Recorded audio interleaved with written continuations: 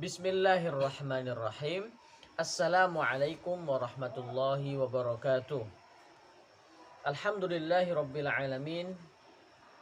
Wassalatu wassalamu ala nabiyyina Muhammadin wa ala alihi wa ashabihi wa man tabi'ahum bi ihsanin ila yaumiddin, amma ba'du. Perkenalkan, kami dari kelompok 10 akan membawakan makalah dengan judul Kajian Fikih Mawaris yang beranggotakan saya sendiri, Zidanis dan Yahya Filahi, Siti Ainun Arifin, dan Rozana Inayati Billah.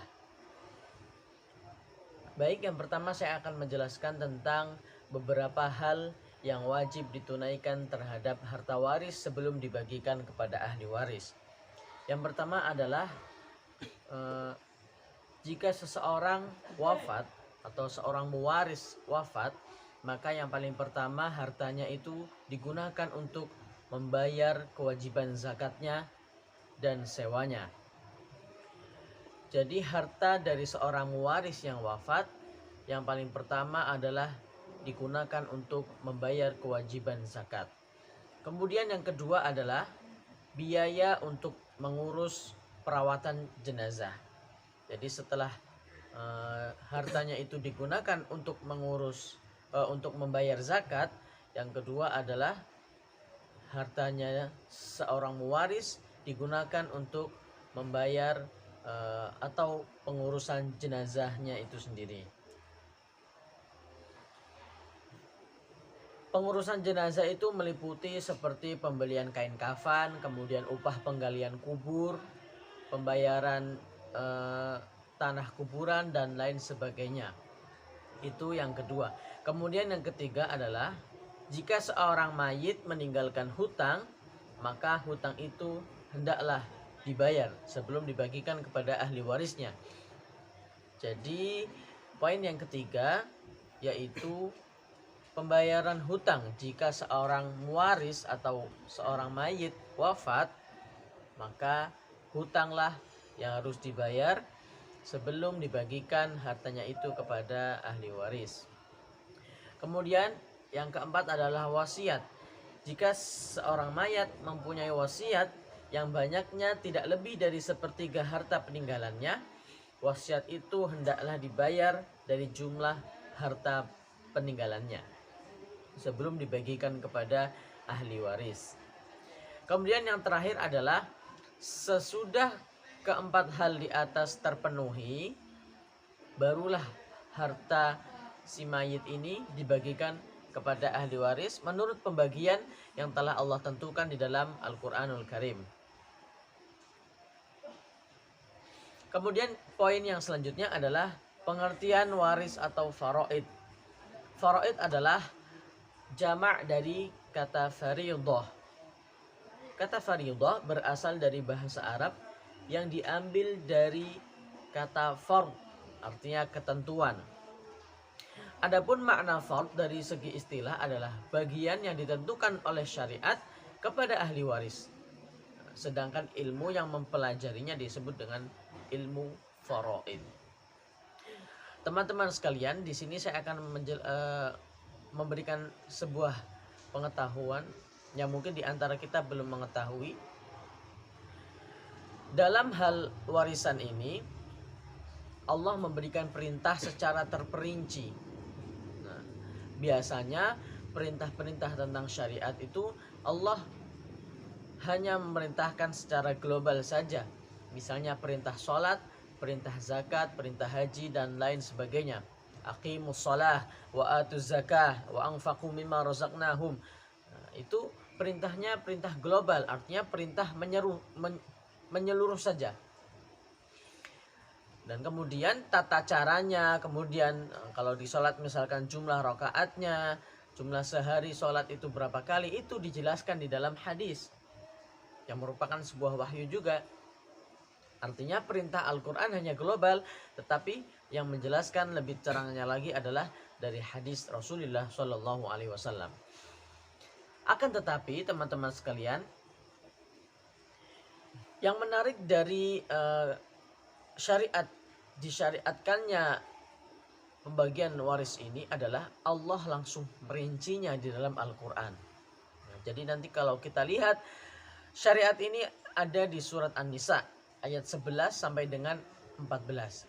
Nah, itu kalau kita lihat ayatnya cukup panjang di situ karena Allah memang merinci bagian-bagian dari setiap ahli warisnya. Ada yang 1/4, 1/8 dan lain sebagainya. Itu.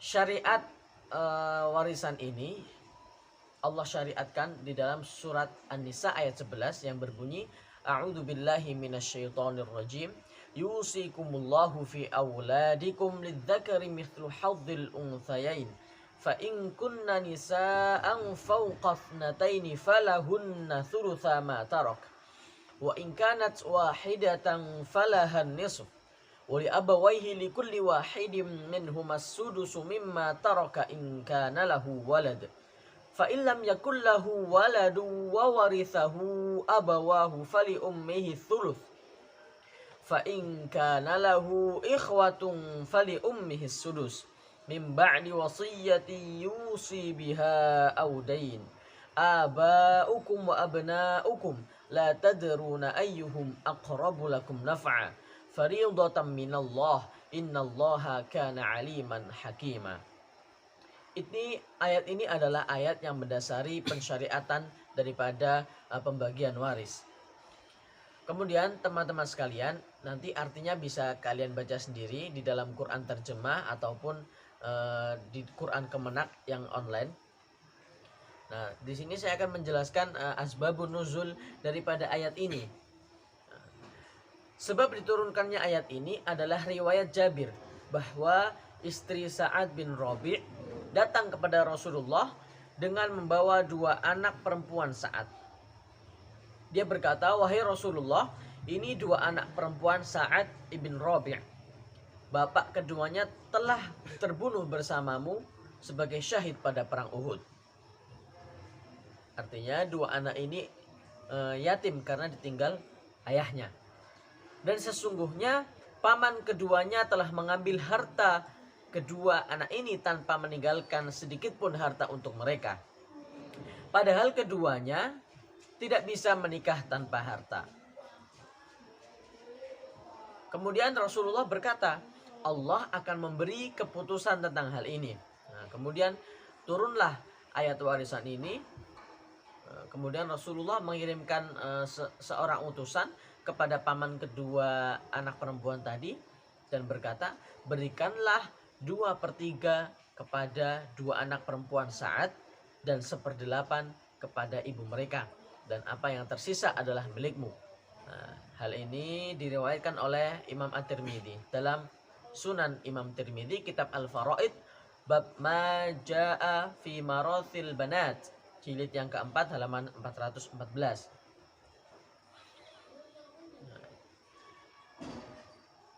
Kemudian teman-teman sekalian, apa yang saya katakan tadi di awal bahwa ayat ini adalah ayat yang sangat serius Allah katakan di dalam Al-Quran. Artinya jika Allah sampai memperinci sedemikian rupa, maka Allah memberikan penekanan tentang pentingnya pembagian harta waris ini. Karena ilmu waris ini adalah yang dikatakan oleh Rasulullah adalah ilmu yang paling pertama kali akan diangkat oleh Allah Subhanahu wa Ta'ala. Di dalam ayat yang ke-13 surat An-Nisa, Allah memberikan pujian kepada orang-orang yang mengindahkan perintah Allah. Wa may yuti'illaha wa rasulahu yudkhilhu jannatin tajri min tahtihal anhar. Barang siapa yang taat kepada Allah dan Rasulnya dan menggunakan pembagian harta waris ini, artinya mengindahkan syariat Allah ini, maka yudkhilhu jannat, maka Allah akan memasukkan dia ke surganya. Seperti itu. Akan tetapi pada ayat yang ke-14 Allah mengancam bagi seorang muslim yang tidak mengindahkan syariat Allah ini dengan kata-kata wa may ya'sillaha wa rasulahu wa yata'adda hududahu yudkhilhu naran khalidan fiha. Nah, ada kata-kata yang harus saya jelaskan di sini. Tapi sebelum itu saya terjemahkan dulu. Wa may ya'sillah, barang siapa yang bermaksiat kepada Allah, yang mengingkari Allah